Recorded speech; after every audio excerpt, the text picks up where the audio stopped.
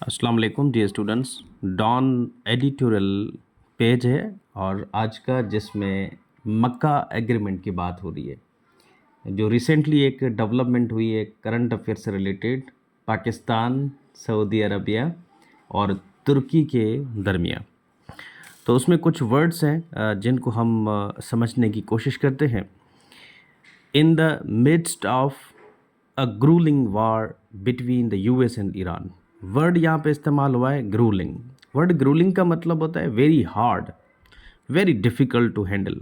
जैसे अमेरिका और ईरान के दरमियान जंग है। Currently at a stalemate. Stalemate का मतलब है no progress, deadlock, stand off, यानी जहाँ पे कोई नज़र चीज़ नहीं आए प्रोग्रेस की। तो इसी दौरान जो है ना, the signing off the Mecca joint defence agreement between Pakistan, Saudi Arabia and Turkey on Friday is a highly symbolic development। एक बहुत बड़ी डेवलपमेंट हुई है तीन ममालिक के दरमियान, जो कि जंग भी है ईरान और यूएस के दरमियान। उसके बाद वर्ड है questions swell around. Question swell around का मतलब है कि क्वेश्चंस जो है, सवाल आते हैं, गर्दिश में हैं, moving around the new defence agreement, यानी इसके रिलेटेड बहुत सारे क्वेश्चंस आ रहे हैं। Specifically the fact that it considers an attack against one signatory to be an attack against all, यानी अगर किसी भी एक मुल्क पे हमला हुआ तो इसका समझा जाएगा कि इन तीनों मुल्कों पे हमला किया है किसी ने। तो the prime minister, the Saudi crown prince and the Turkish president were all upbeat. Word upbeat का मतलब है very optimistic, very hopeful about the new pact. Pact का मतलब है एग्रीमेंट से related.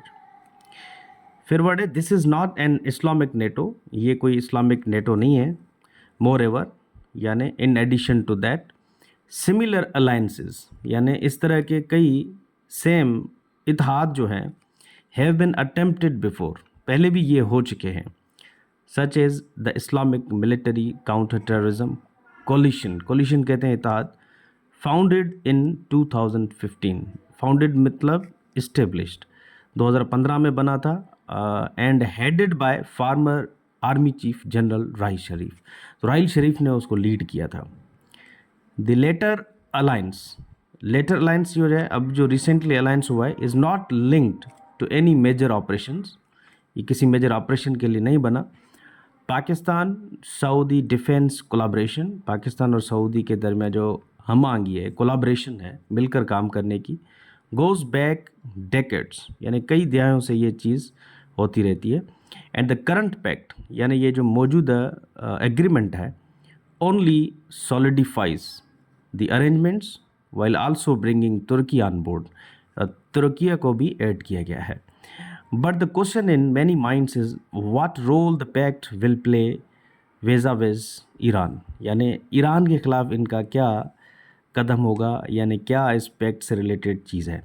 A Saudi Deputy Prime Minister has said the agreement does not represent an effort to establish military axis। military axis हमें नहीं बनाना, और sectarian, ना ही कोई हमने sectarian bloc बनाए। This clarification is welcome।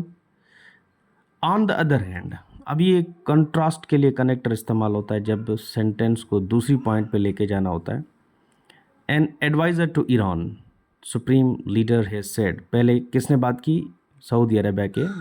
फिर अब बात आ रही है ईरान की, तो ऑन द अदर हैंड लिखा ताकि सेंटेंस कनेक्ट हो जाए।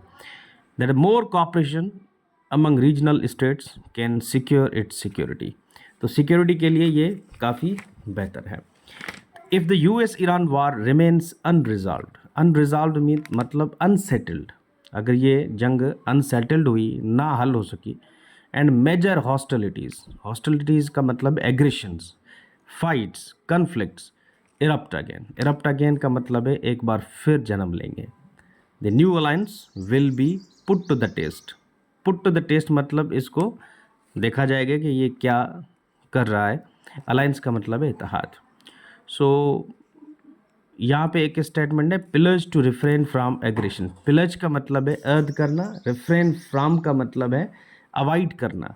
एग्रेशन मतलब हॉस्टिलिटी या जंग से।